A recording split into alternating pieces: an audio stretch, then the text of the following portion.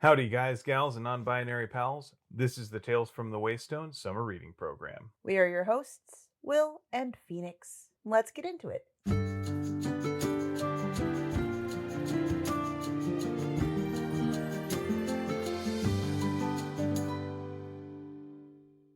Welcome to the seventh and final installment of our series on Becky Chambers' The Long Way to a Small Angry Planet, Perfect is the Enemy of the Good, where we'll be reading pages 360 through the end of the book. Alrighty, brief explanation of the pod. Each week we'll be examining a section of The Long Way to a Small Angry Planet and figuring out what we can take from the text and apply to our real lives. We'll also take some time to focus on a phronemos of the week, and then we will share a recommended thing of the week. Finally, we will wrap things up with 7 words from the book and 7 words from our own lives. Before I begin, let's get some disclaimers out of the way. First of all, we are in no way affiliated with Becky Chambers or her publisher, Harper Voyager. Second of all, our discussions naturally assume that you have read this book because we are about to spoil the ending, or that you just don't care. Anyhoozle, with that said, a word to our community. Please be kind to yourselves, one another, and the creators of the worlds and universes that we love exploring. Thank you. You are welcome. All right. So before we dive into Hedra, the final push into the end of the book, let's just rewind a little bit to the final transmission that Nib, the archivist slash modder who hung out on Cricket and befriended Rosemary, that he sent to Rosemary but didn't arrive. Message not delivered. Error. Recipient outside of comm relay range. Nib has found out through some of his people who've been working on the Teremi Ka entries for the Intergalactic Encyclopedia that they have some unique qualities to them. So, in addition to the fact that they are instinctively sectarian and reflexively dogmatic about whatever given thing that they have chosen to latch onto, they're also possessed of incredibly sensitive hearing. Explain sectarian. So they have a tendency to get really involved into ideological fights, and these turn into tribal fights in the sense that they form themselves around a given ideology or philosophy or sect and then rigidly expel anyone who does not conform with this ideology or philosophy, and then go to war with those people, who then in turn form their own rival groups, which is what makes them so inherently dangerous as potential diplomatic partners.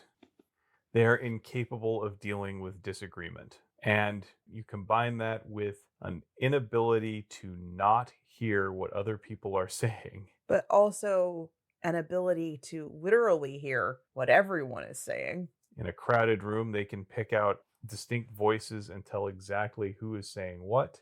Like, it's almost supernatural in their ability to do that. And so as a result, there are recommendations to avoid specific topics around them. You cannot safely converse around these people with this biology, basically, and this psychology. So it's significant that that message got undelivered, right? Right. I mean, narratively speaking, we understand book. Yeah. We understand that this is important because otherwise we wouldn't be reading it. And this is obviously setting up a situation where someone is going to say something that the Teremi Ka are going to hear that they probably ought not to have.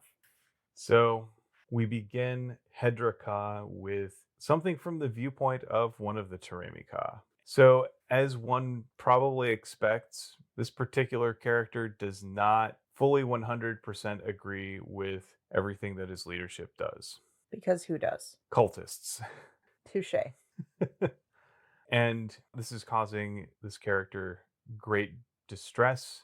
Cognitive dissonance is real, right? Like in this instance, they specifically do not agree with the decision to become part of the GC, but they also are self-flagellating enough to be like, but I can't disagree. I have to agree. I can't disagree. This is not right, but I don't agree. And he's even given an opportunity to commiserate and to agree with a different person who taunts him because this other person also does not agree with the decision to become part of the GC. But we've got this dogmatic behavior of must agree, must agree, must agree, combined with this intellectual, but I don't. And that need for absolute unanimity on all things is the sort of thing, actually, I found myself thinking about that, like certain online spaces can be like that. Very black and white thinking. Everything is black and white. You are with us or you are against us. And a sort of groupthink emerges from that, where any deviation from the established norms is grounds for expulsion. And, I mean, we've seen forum threads devolve into name calling over trivial things as a result of this kind of thinking. And then people retreat to rival factions. And then eventually someone gets so fed up that they decide they'll go start their own forum. And yeah, rinse and repeat. If you're looking for nuance, online forum discussions, spaces are not where to look. Yeah, I mean, you can see it in YouTube comment threads. You can see it in any social media. You see it all over Twitter or Reddit. You can see it on Blue Sky. You can see it on Instagram or Threads, any one of those. And even if you have the occasional person that's like, hey, I realize that tone cannot be read through the internet because you are going to put whatever tone you think I put on this onto it. Sometimes even saying, hey, I know you're not reading my tone, so I'm going to be very clear here. I'm not angry, just disappointed. Gets a very angry response because they misread your tone or they're just offended for offended's sake. And the thing that annoys our Toremi character here so much is that the GC is not harmonious. They have distinctive viewpoints from person to person and group to group. And somehow they're able to live okay with this and tolerate one another and live knowing that there's another person just in this room who doesn't agree with them about everything. And this is definition of irony because this character, what's his name? I don't know that I know his name. Hold on. Taum. This character, Taum, I guess that's how you would pronounce his name, is dissenting from his leadership. And I guess he doesn't necessarily find a way to just live in the same space. He didn't immediately kill or maim or harm the person who is taunting him about his beliefs and about his dissent. But he also doesn't do that to the people who are in charge that have a different viewpoint than he does. And so this poor, misunderstood, violent creature who is pretty much tearing himself apart because he doesn't understand what's going on in his own head, but he has very, very, very bright white line, black and white thinking. He's like, I shouldn't be feeling this way, but I am feeling this way, and what do I do with this? He's not equipped to handle that. It's also worth pointing out here that the Toremi don't believe in rational discourse. It's basically argument through violent submission. Like, they don't arrive at a proposition by reasoned debate. It is purely through subjugation. They're not used to having someone with a minority viewpoint who just disagrees. This idea that people can talk things out and arrive at a decision that way. Everything is literally resolved through argumentum ad baculum, which is the logical fallacy known as the argument from the big stick. And I don't know if you've ever felt this way, but anytime people try and threaten others into submitting to their way of thinking or doing things, all that does is encourage behavioral compliance, if not actual intellectual agreement. It also creates rebellion. Yep. Do it my way because my way is my way. Not because my way is right, but because my way is the way that I want it done. And that's the easiest way for me. Like, give me no explanation and I immediately reject it. So, in the meantime, the Harmagian ambassador to the Toremi invites the crew of the Wayfarer to a little bit of a shindig on the space station where they're holding the talks to just thank them for coming out to build this critical infrastructure and establish the hyperlane. And then the Toremi Ka ambassador, leader, the new mother, takes it upon herself to just invite herself and her guards to the shindig. One of those guards is Taum, our self flagellating, tortured dissenter. Who I'm going to say that the ability to hear things in a crowded room like that is very similar to hypervigilance, the way that I experience it, which is to say, I will hear other people's conversations in a room more clearly than I will hear my own conversation. And he overhears a conversation that is all sorts of gray area between Kizzy and Dr. Chef and Rosemary, all related to their discomfort related to the Teremi Ka being adopted into the GC. Specifically, Rosemary notices the weapons that the Teremi Ka guards are carrying, which were provided by her father. And, she also starts thinking a little bit here about her father, who lacked for nothing, had all the money he could ever wish for, and yet still wanted more. So he ended up selling weapons to these feuding people.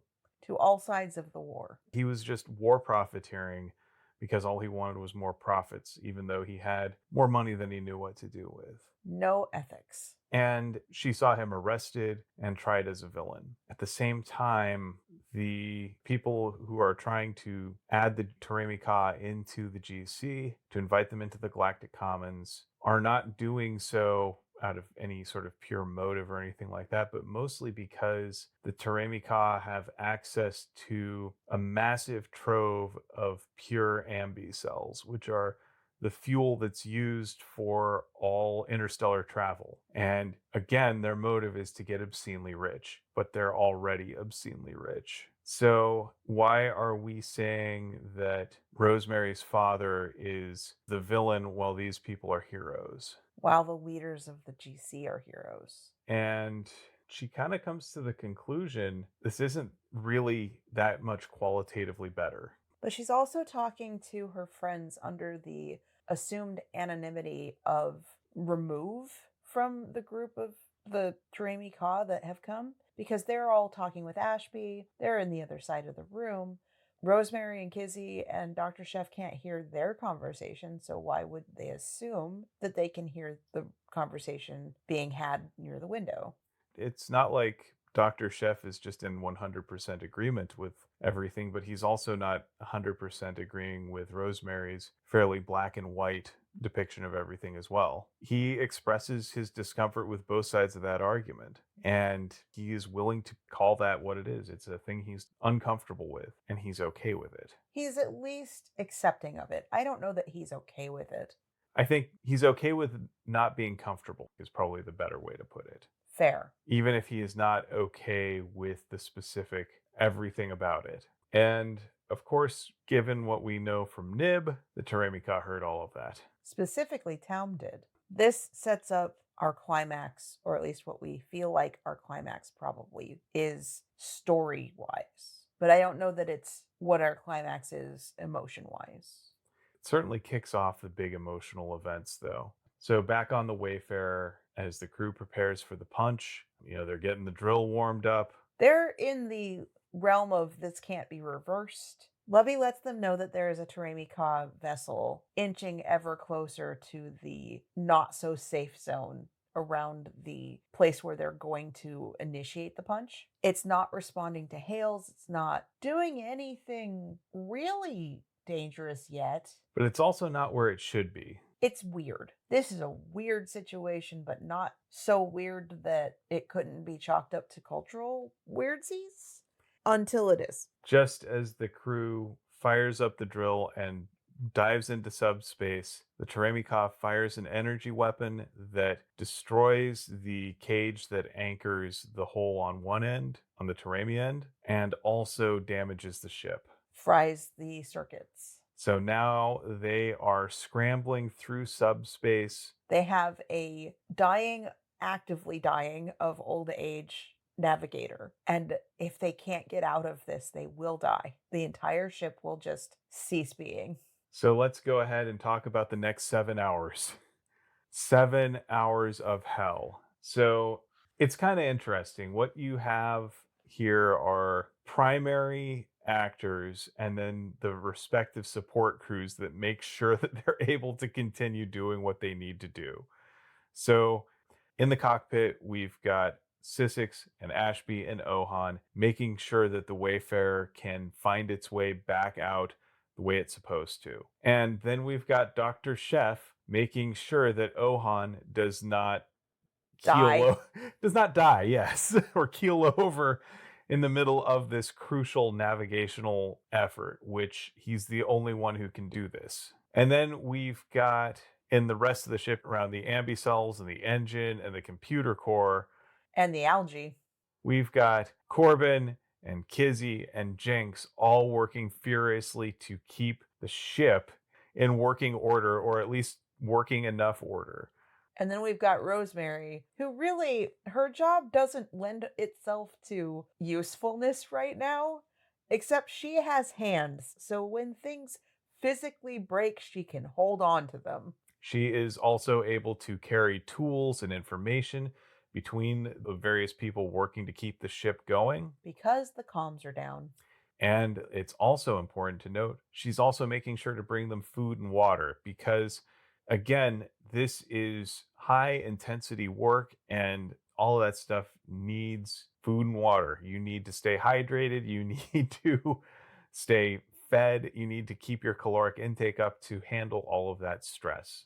Yes, because even though you have to do certain tasks, your body will fail if you don't keep up with that. And at first, Rosemary feels like she's not doing enough. But I would tell Rosemary, were I able to, and she's not a fictional character, that no, you are doing something just as critical as everything that Kizzy and Jinx and Corbin and Sissix and Ohan and Ashby are doing. You're making sure that everyone is able to do the things that they need to do to keep the ship alive, to keep the crew alive. And that is just as important. We also hear Kizzy impart some of the wisdom that she picked up from Pei. Rosemary asks Kizzy, who is doing the engineering of her lifetime. Hair on fire. Everything is broken. Like she is responding to 50 million alerts all at once. She's having to prioritize her decision making around, do we need engines or life support or what have you? Like, how long can we go with all this? Okay, well, we can prioritize this now. I'll get to that one next, and then we'll address the next fire that comes up. You know, it's stressful, it's frightening, and Rosemary asks Kizzy the same thing that Kizzy asked Pei. Why aren't you scared? How are you able to act? And Kizzy, remembering what she learned from Pei, says, I am scared though. I'm very scared. And I am scared because I love everyone on this ship. This is my home. This is my family. And it's in danger.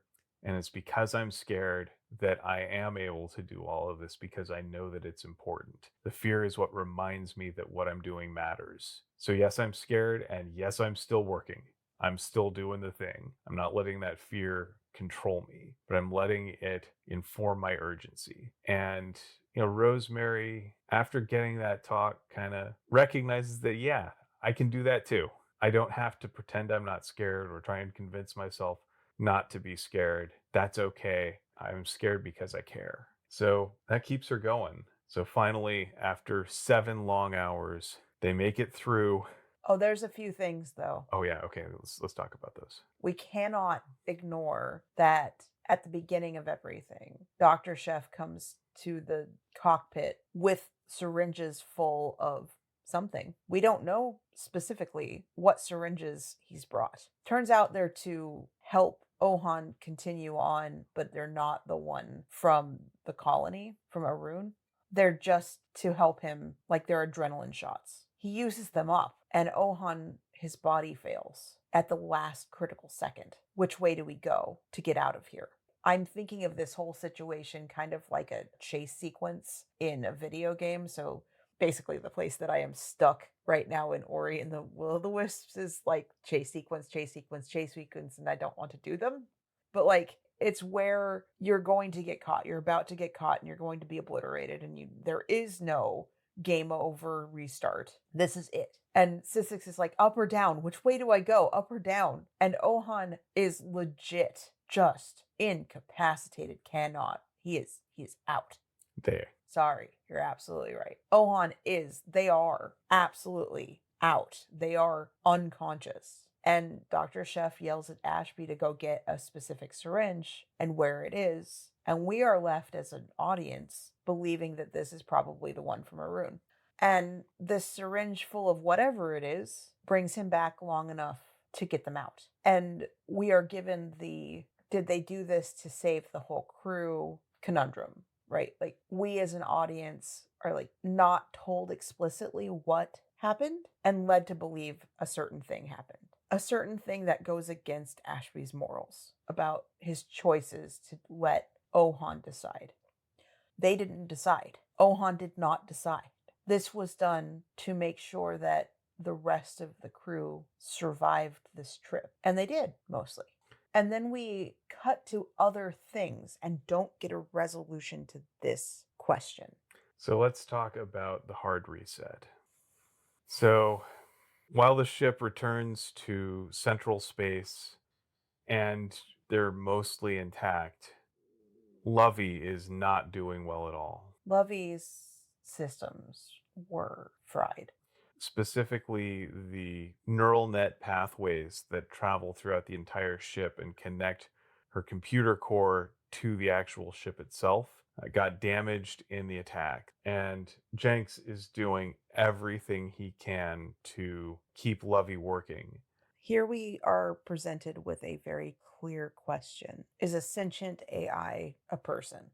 And in Jinx's estimation, yes. Jinx treats Lovey with the same dignity that he treats any other member of the crew with, regardless of whether she has a physical body or not. And I would argue that she does have a body. It's the Wayfarer. And he also grants her the same agency that he would grant any other member of the crew. He is spending the entire night, or whatever passes for night, the entire rest of however long it would possibly take, just trying to save her life, her consciousness, her being, the Lovey that he knows, the Lovey that has been his crewmate, his love, to save that person. Because a hard reset could very easily result in factory reset, no personality, or not the same personality. It's basically a different person. It's a clone that does not have the memories associated with the former install. Yeah. So, and we got to think a little bit about what Lovey's experience of all this is, too. So she's disoriented. Like, she has all of her memory banks, but all of the timestamps are gone from all of her memories. So she can't tell the difference between things that happened 5 seconds ago and 5 years ago, or 50 years ago, or whatever. It's like it's all happening at once for her. So she's responding to each of these crewmates as if she's seen them for the first time, as if it's, when she got first installed, or just yesterday, or 5 minutes ago. All of that stuff is jumbled up for her. It's scrambled. She's incredibly disoriented. It's like if you have, an elderly relative dealing with cognitive failure from Alzheimer's, for instance. They can remember all sorts of things, but they can't attach them to specifics. And they can't tell if they were yesterday or years ago. And short-term and long-term memory are all scrambled up. And it's gut-wrenching. You got to figure that for Jenks, for whom Lovey is his one true love, the person that he's closest to in the universe, he is despondent to see her like this, and he needs help. He calls on Kizzy, he calls on the rest of the crew, he calls out to Pepper. Fortunately, Pepper is able to make it there to help out and give him a chance to catch his breath.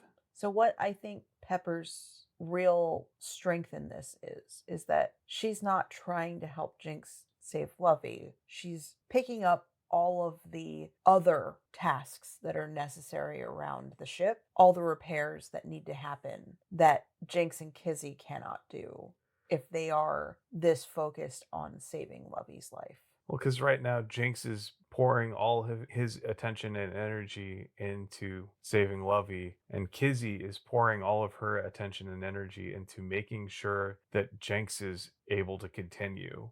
Yeah, there's a lot of extra work to happen, and so having that extra set of hands around makes a huge difference. There's something to be said for having a competent person do tasks that they're good at to take that load off of others. So, yeah, like, got a story from life. So, a friend of mine right now is out with his family as his grandmother is in the hospital. And his mom and his aunts are his grandmother's primary caregivers right now. And they're the ones, making all of the decisions about next steps and long-term strategies and all of that really difficult emotional stuff to figure out. And there was a period where he's like, I don't know how to help here right now.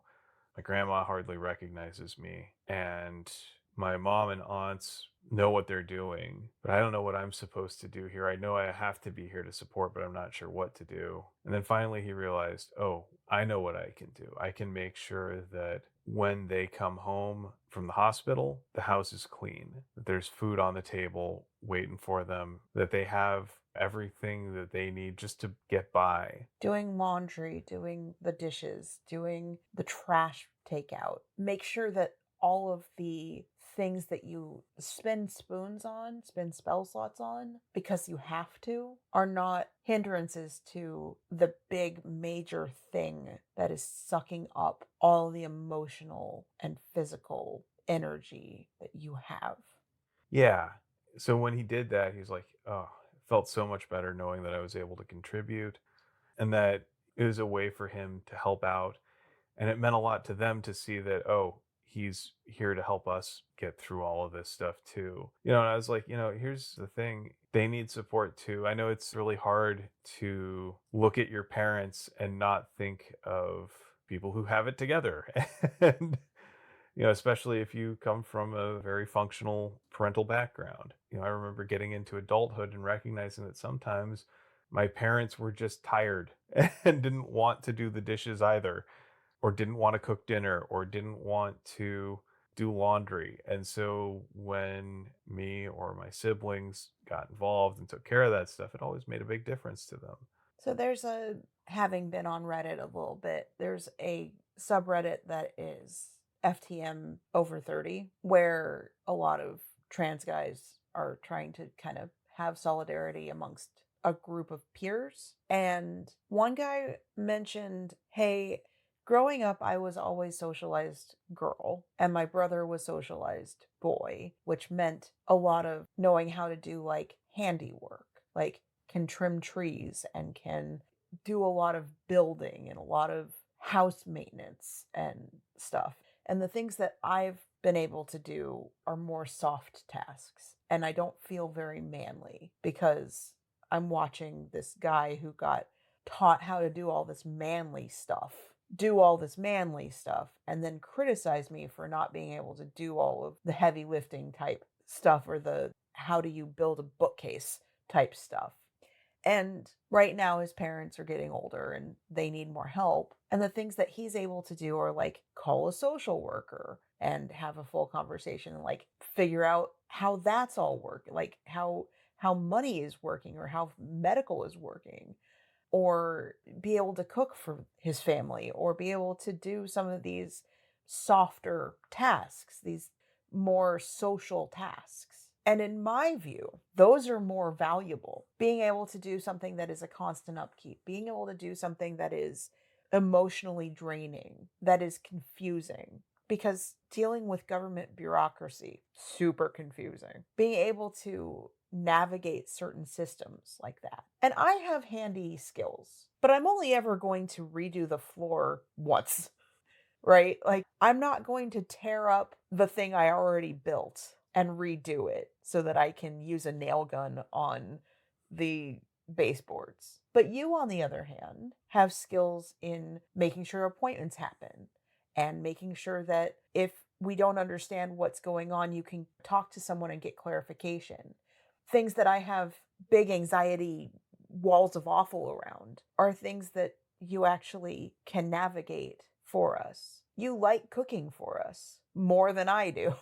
And so you do it. Yeah, I do things like laundry because I am very specific about wanting to make sure that it gets dried on time and it doesn't stink, but that's my preference. And yeah, sometimes I'll jump in and help when your store of spoons gets expired and there's still dishes in the sink. So I'll just run the dishwasher if it's necessary. But we each have skills and they don't have to match the skills we ought to have to be valuable.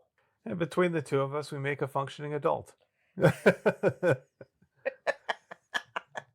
But I'm saying there is value in taking those emotional loads, those mental loads off of someone who has other things that they need to do. Like, that's the whole reason why they have a crew. They're not a solo operation. It's not Ashby and Ashby alone doing everything. Ashby hired people who were good at specific things because that would help them achieve their goals together.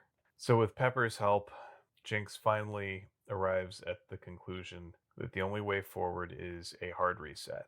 And it's a 50-50 shot whether Lovey will keep her memories and personality. There's a chance that during the boot cycle, though, that her main processor will reject her memory core and eject it. And she's effectively a brand new AI at that point, right out of the box. It's a tough decision, but it's one of the things that we love here about Jinx is he says, look, Lovey, I know this is scary for you, but I need you to tell me, do you want to do the hard reset? Yes or no? This is your call. This is your personality. And she says she doesn't want to live this way. She can't live this way. She can't go on not being able to actually function.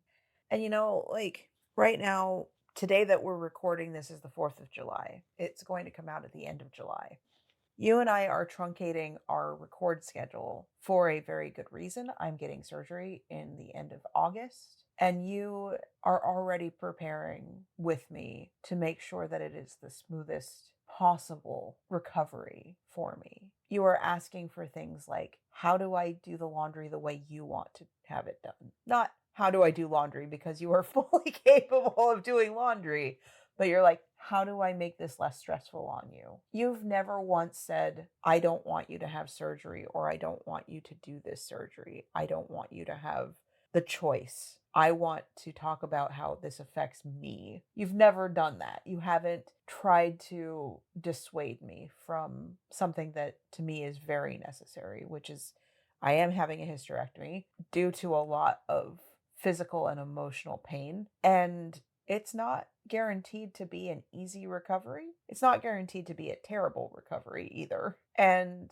you're already researching things to find out what's the best way to handle gas pain, or how often I should get up and walk around, or how do I make sure that the cat doesn't just sit on my incisions and hurt me or something like that.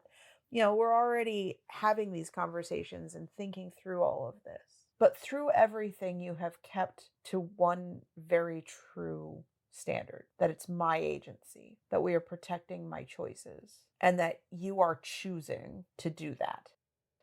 Yeah, like Jenks is basically giving Lovey the odds here and saying, look, this is your choice. I don't have the right to force a decision on you. If you choose to do nothing, which is a choice that we can make and that you can make, you will continue sort of in this holding pattern where you're confused and disoriented, and we can keep that up indefinitely. If that's what you want to do, we can do that. Or we can do the hard reset. There's a risk that things will go wrong and, I'll lose you. But there's an equal chance that you'll come back good as new. She makes the decision to do the hard reset, and Jinx, to his credit, does it for her. And then when she comes back, she's a new install. Yep. And Jinx loses it.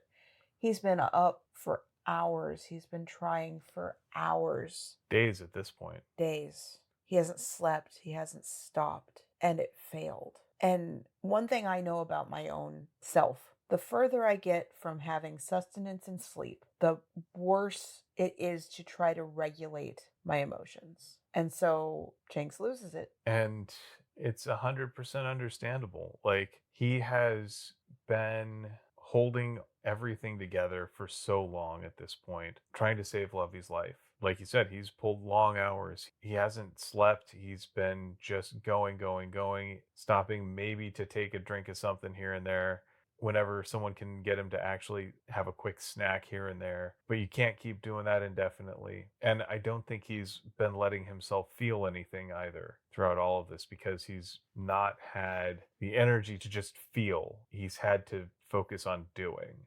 And it's been agonizing seeing all of this happening. Like, so he's watching the person he loves most just failing in their brain, and he's doing everything that he can do to try and help them. And in the end, it's not enough, because nothing is. It was always a roll of the dice, no matter what. And sometimes the dice have their own story that they want to tell. He throws himself into an escape pod and ejects. To their credit, Sissix and Kizzy chase after him and bring him back. In that time, Pepper goes to talk to Lovey. We're going to come back to what happens with Ohan. Pepper offers Lovey a chance to, or Lovelace, sorry, not Lovey, a chance to use the body kit to transfer her consciousness into a different vessel and leave. And Pepper is coming at this from a different angle than Jenks would have. And I gotta say that having read A Closed and Common Orbit, which is the sequel, I understand it even more upon rereading than I did when I originally read it. So for Pepper, this isn't about some grand love or anything like that. This is recognizing that right now, every time that Lovelace comes over the intercoms, for Jenks, it's going to be a knife through the heart. I'd say that it is actually a grand love. Pepper loves Jenks. That's true. Friendship, love is still love. Absolutely. And we get some more affirmations of that. And I think when I talk about this book as cozy sci-fi, it is that friendship love that is really what drives that feeling, because these are people who are truly friends and found family together, not just mere coworkers. So yeah, Pepper loves Jenks. He is a true friend to her, and she knows that hearing Lovelace speaking is always going to trigger all of those painful memories of Lovey. And it's not Lovelace's fault, and it's not Jenks's fault. Like, Jenks knows intellectually that they're two different people, but that doesn't mean that his brain isn't gonna just screw him up with that. Emotions don't often follow logic. They follow a logic of their own that oftentimes doesn't have much connection to facts. I think that that's more correct, yes. There's, following this, a section with Kizzy and Jinx as well. And I want to talk about that before I talk about Ohan. Kizzy has been pouring just as much of herself into helping Jenks as Jenks has been pouring himself into trying to save Lovey. And after all is said and done, he recognizes the contributions of his family to helping him, both in trying to save Lovey and the aftermath. So he goes to Kizzy with a gift, not an extravagant one because he's broke after the body kit. But also, though, something that is meaningful for Kizzy, because Kizzy is sensory seeking to the max. She's a spice fiend. She is. And he buys her a bottle of very spicy seasoning. Perfect for her shrimpy snacks. Exactly. And she loves that he did that as a gesture, but at the same time, she considers him family. Growing up, she always wanted a brother, and she wasn't able to have one due to reasons. And that desire for a brother never went away throughout her growing up until she met Jenks, and Jenks became her family, became her brother. Found family is family.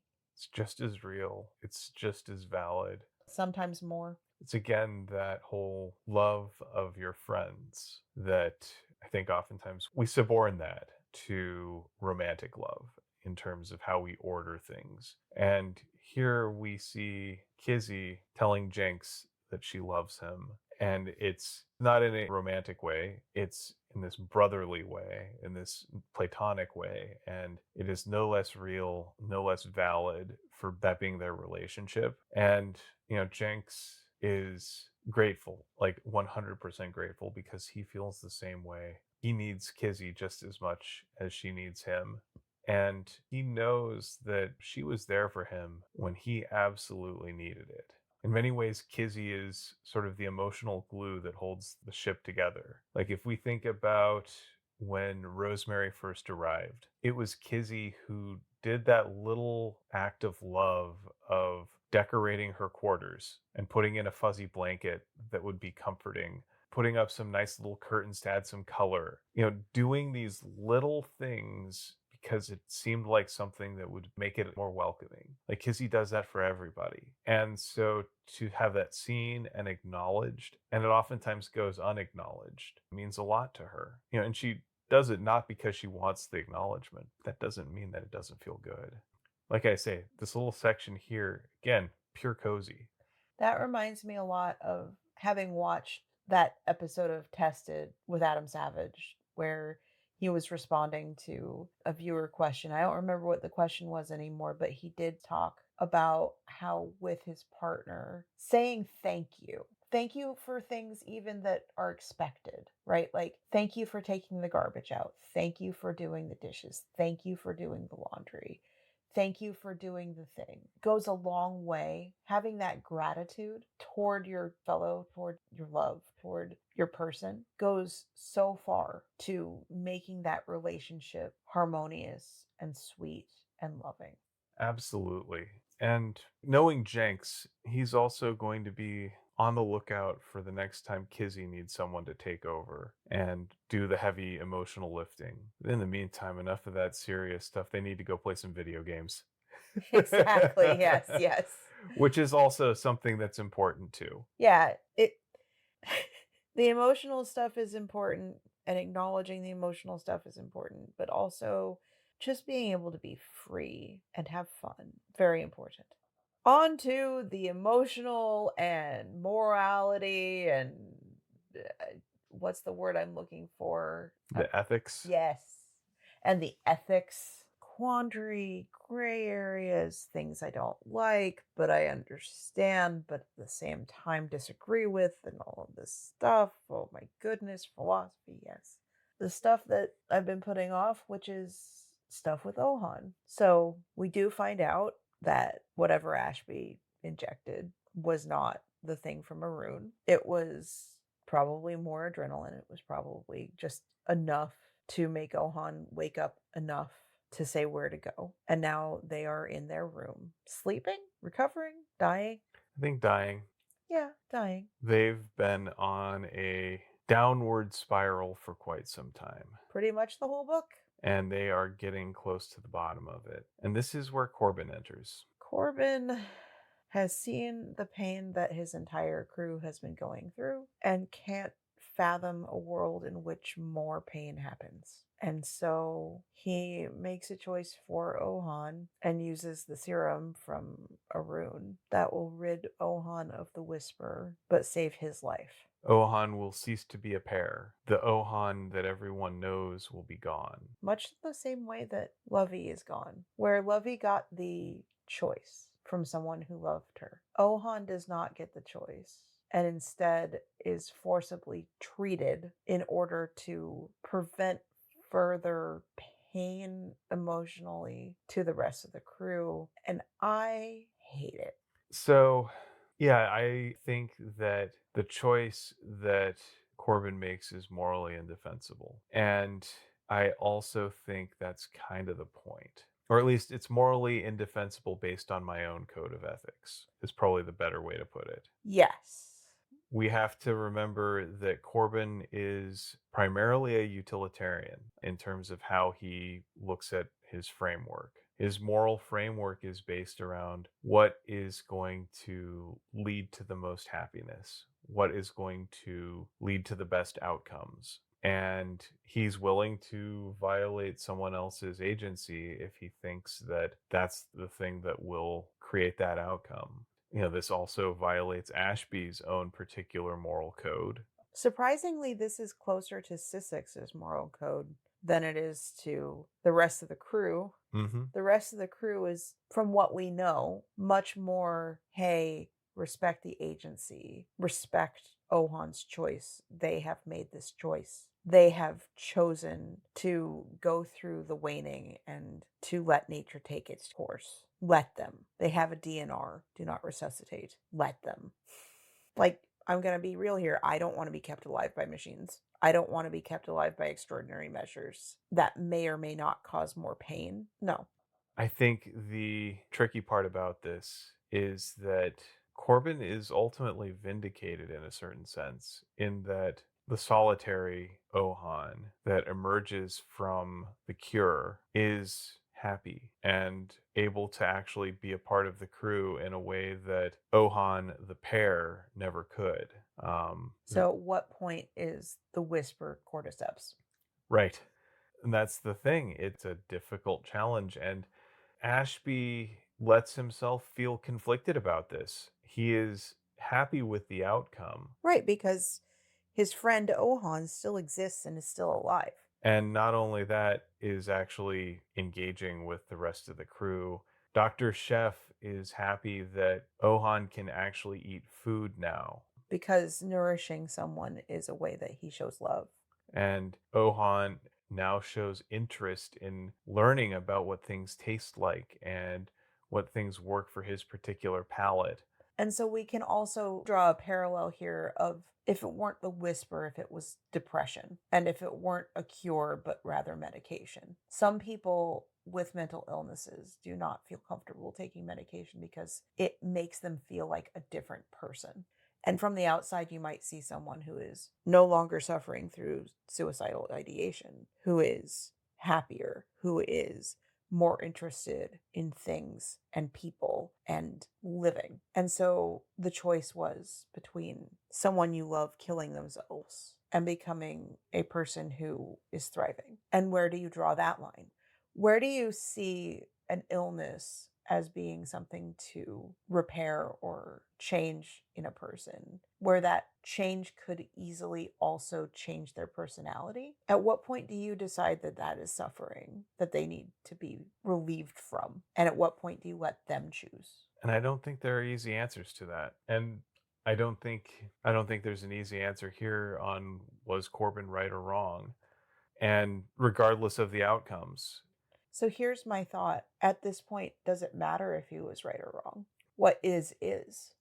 right? Like Ashby's response is that he is going to celebrate Ohan's presence regardless of how he got there, because now he is a he, not a they. He is explicitly a he now. He is singular. Ashby celebrates Ohan because Ohan is there. Philosophically, when it comes to this question, I have questions. I do have a bright white line before what is is. When given the opportunity to choose, Ohan as a they chose no. And then the choice was taken out of their hands to say yes. And instead of lamenting the fact that their agency was ripped away, celebrating what is now and that you can be happy that they're happy or that he's happy rather. Philosophically, that whole journey where in time frame A you can be very bright white line of the person should have agency and you should respect it, to what is what has happened and not fighting it any longer.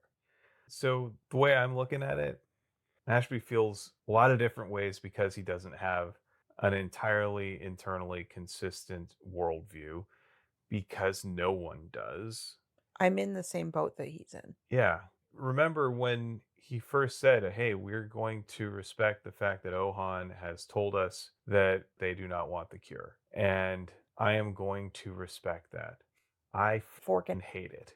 Like, he hates that he's going to have to watch his friend die when there is a way to prevent it. But he's not going to force the issue any further than he already has. He's not going to take that choice from Ohan. Right. He presented the option, like it's on the table, but Ohan is the one who has to make the call on that. Remember also that the syringe was designed specifically for use by Cyanote hands. So the idea was that this was always something that ultimately Ohan would be the one who makes the call on that and does the injection if that's the route that they want to take. Their choice. And yeah, Ashby accepted that, even though he never loved it. And it's okay to feel that conflict. you are not obligated to love the choices of the people around you. No one forces you to agree with the choices of people around you. Again, we're not the Teremi.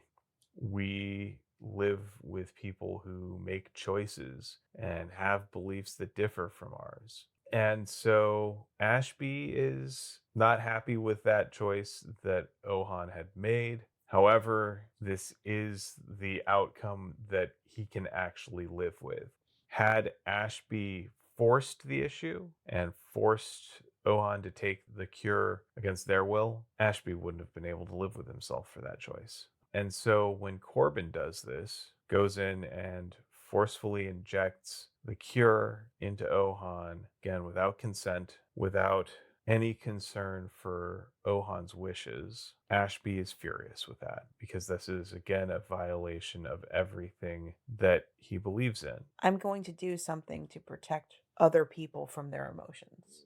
Even as the outcome of it is the one that Ashby, in his heart of hearts, has always wanted. So when Ohan comes back solitary and engaged and healing, regaining feeling in his arms and feeling more connected with the rest of the world, the rest of the universe, The rest of the crew specifically. Ashby is pleased with the outcome, even as he hates the methods that got him there. And he is, again, okay living with that discomfort. But he then gives Ohan the choice of whether or not he wants to stay with the ship. Because, again, in Scienot culture, there are expectations. And in this case, the expectation is that Ohan would go live on a rune. But Ohan does not want to go live on a rune. He wants to stay with his crew, With his family. with his family. And they're happy to have him. You know, again, we can have complicated feelings about Corbin. Like, I think that's actually the point. We're supposed to have complicated feelings about Corbin. On the one hand, he's a real jerk. He violated Ohan, and at the same time, he's the reason that Ohan is alive and thriving. And, you know, Ashby is able to live with that dichotomy there, that conflict, those conflicted feelings. You know, and in his own weird way, this was Corbin showing care the best he knew how. Like Corbin, who up until this point has not seemed to give a flying fork about anybody, who seemed to care more about the efficiency of his ambi cells than the well-being of other people. Corbin is now, he seems to actually be forming a friendship with Ohan, like an actual connection between the two of them. Like I said, we're allowed to feel complexly about him. He's a complex character. All of these people are complex. And they're able to live together not because they agree on everything, because they have all the exact same values, because they hold to a rigid, unflinching code that is unassailable, but because they are committed to one another over and above all of those other differences. So that actually brings me to our next bit where Ashby receives summons to go talk to the Central Committee of the Galactic Commons. So what follows is basically he's called into a hearing. Ashby's worried that the GC is going to try and pin the failure of the route construction on him or the failure of the alliance on him and his crew. And that's not exactly what happens. They want to know what happened, certainly. They want to know, was anything said? What did you say to them that would have set this into motion? And Ashby honestly does not know, and he says as much.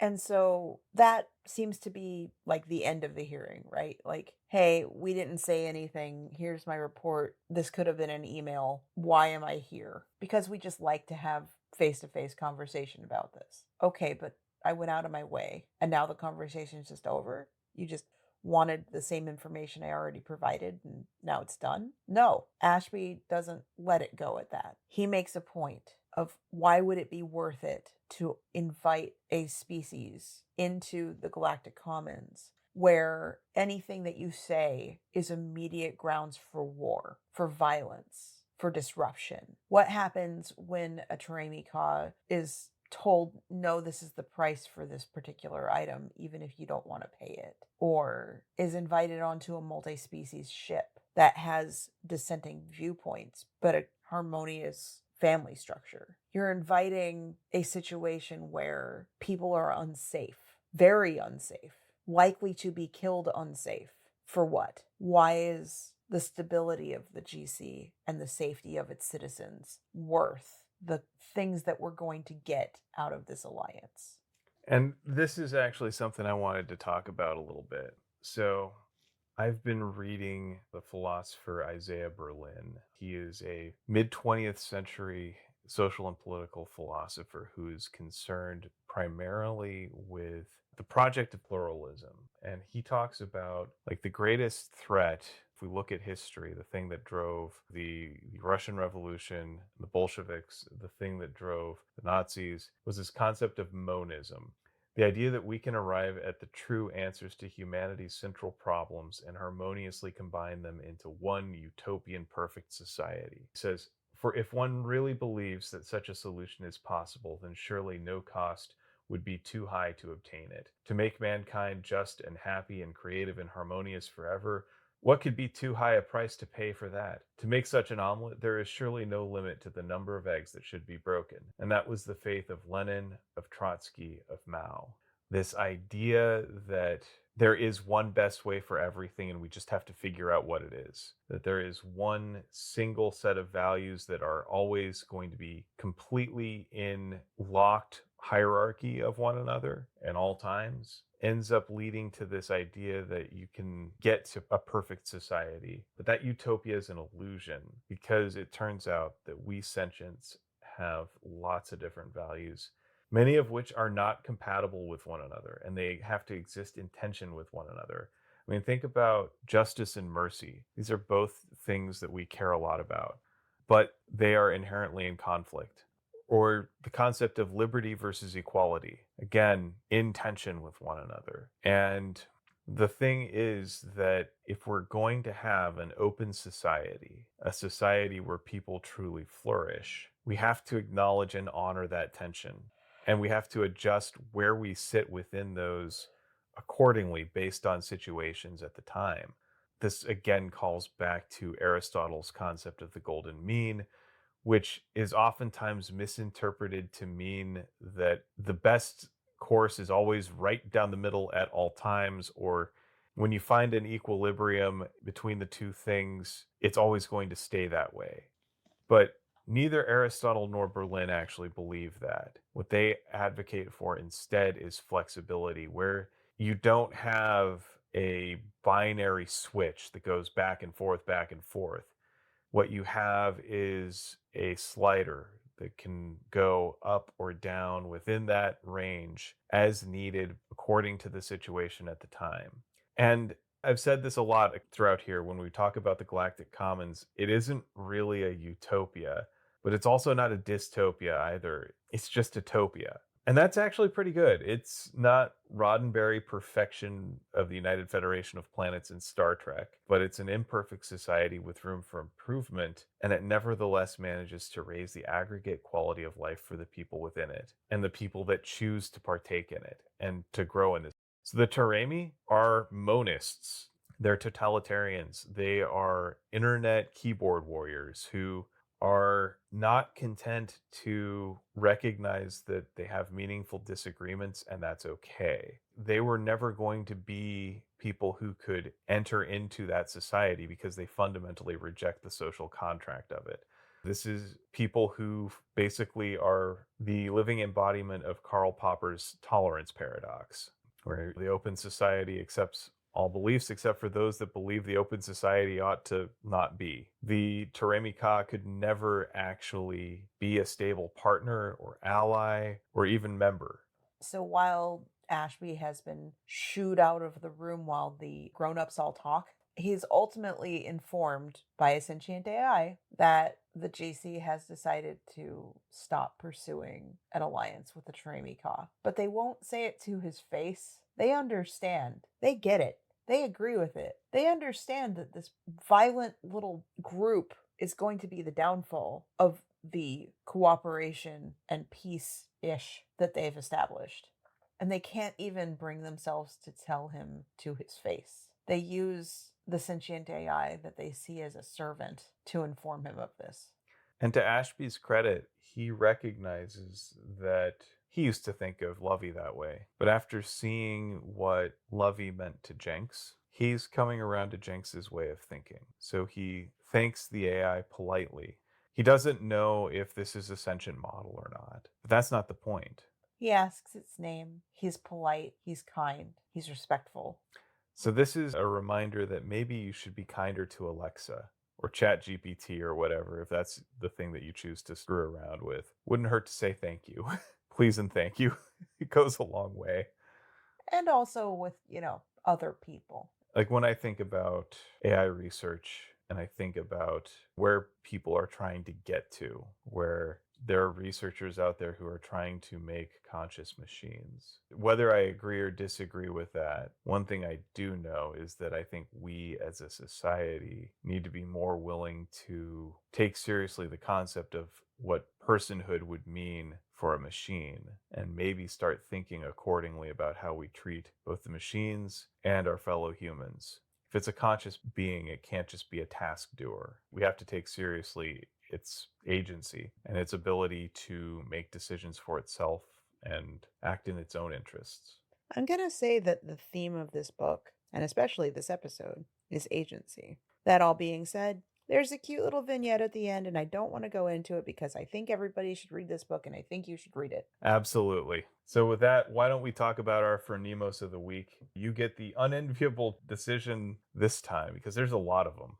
There's a lot of them, and they're all very small. Like, there are so many instances, but there are little instances. And I'm choosing Pepper because Pepper was the role that I like to take when there's crisis around me, which is to say the support character. It's a thankless job. It really is. The people who don't have the spoons to make dinner don't have the spoons to thank you for making dinner or to even notice you did laundry or to notice all of the things that you're doing to smooth their path.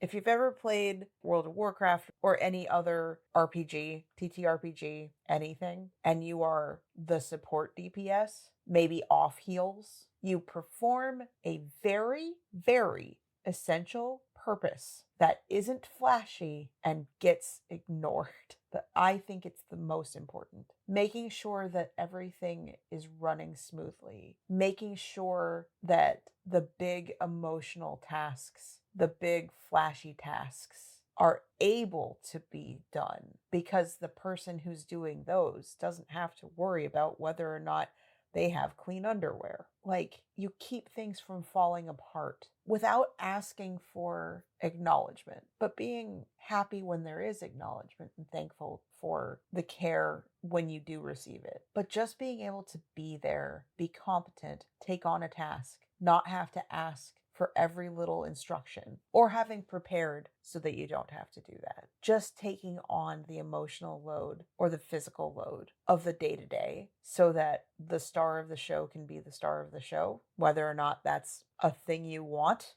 because the star of the show might be taking care of a very sick relative.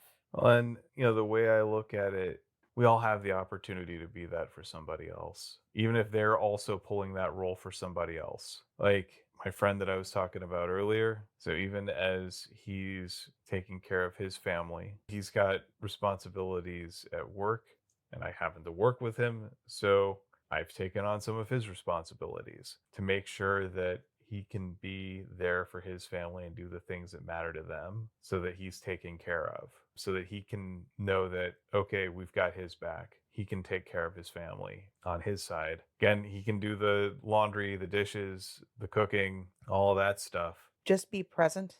Knowing that we've got everything handled on the professional side. We all have the opportunity to do that for people in one way or another. We can see what are the things that we have the ability to take off their plate when we know that their plate's overflowing with stuff to do. There is a song we all lift from the game Warframe, and the load when it's spread out is lighter. Yeah. It's a really good song. You should check it out. Well, I think you picked a pretty good Phronimos there. Thank you very much. So your turn today is for recommending a thing.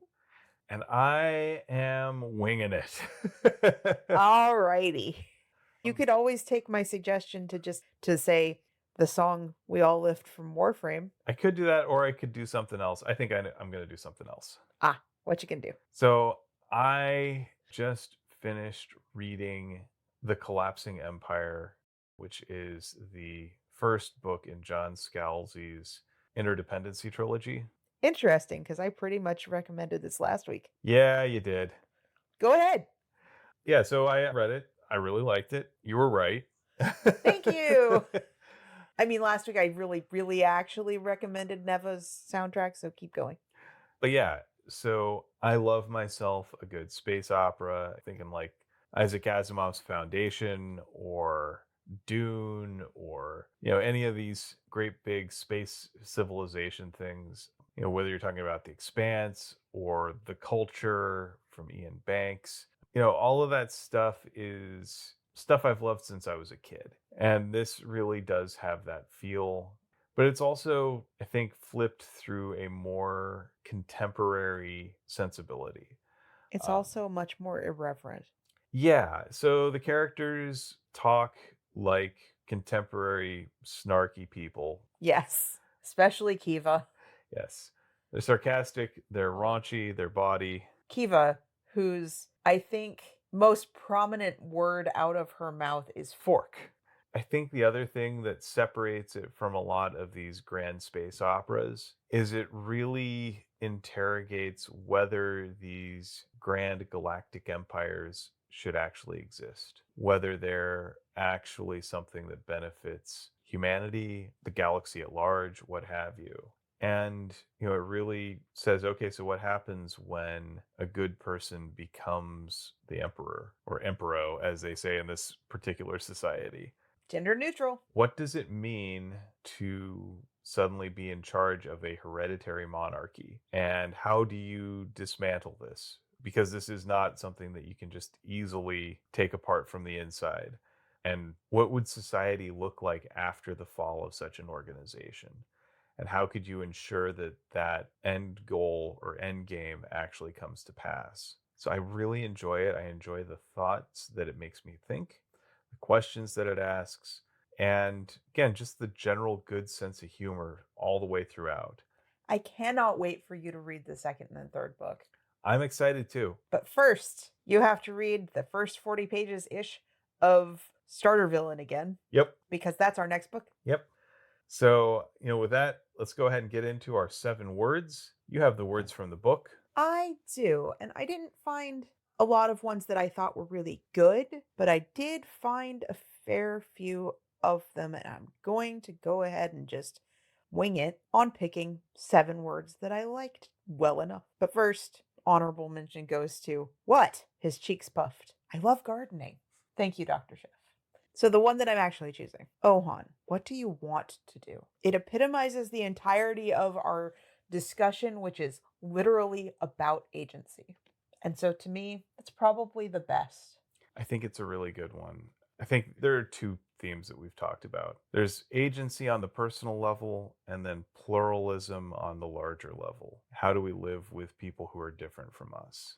What can we do to make a society where people can be different from one another and think differently from one another? Agency, I think, is at the heart of all of that. And I think you picked a good 7 words. Thank you. Well, with that, I'd like to thank you for potting with me. You didn't tell me your 7 Oh, words. I didn't. Well, then I have this. Consider this a birthday present from me. Aw. So I like to collect vinyl records. I don't think that that is a surprise to anyone. I also like soundtracks. I don't think that that's a surprise to anyone. I also like sweet and cute things, and today we are going to watch the movie Flow. And the soundtrack to the movie Flow is currently on pre-order through Mondo Records. And I recently borrowed from us to buy a bass, so I have no money. I have no fun money.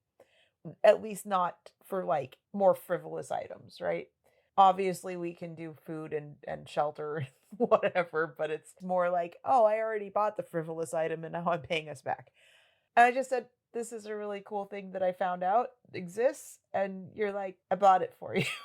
It's your birthday present now, because my birthday's coming up. Probably has already happened by the time that you're hearing this. But yeah, with that, I'd like to thank you for potting with me. Thank you for potting with me.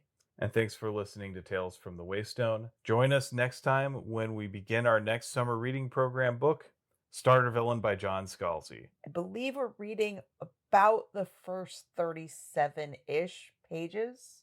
I don't have the book with me in this room, and so I can't tell you what chapter that, like, because I actually did chapters this time instead of randomly in the middle of things. That'll make it easier. It will, but I think it's like the first 4 chapters or something. Anyway, do you want to go grab the book real quick to figure that out, or No? We'll leave the mess in. Okay. So with that, we'd like to thank our friend Shawnee Jang for our theme music. And Becky Chambers for creating this book and its sequels and this universe that we've enjoyed exploring. Audio production and editing, courtesy of me, Phoenix McCullough. And writing and project management, courtesy of me, Will McCullough. If you would like to help support us and have the means to do so, and have the desire to choose us for your fun money expenditures, Patreon exists, patreon.com/waystonepod. But really, this is more important. Join us on Discord and share memes and fun, cool stuff you found, and also help us choose our next books. Well, with that, as always, here's to one more day above the roses. To one more day above the roses. Ding!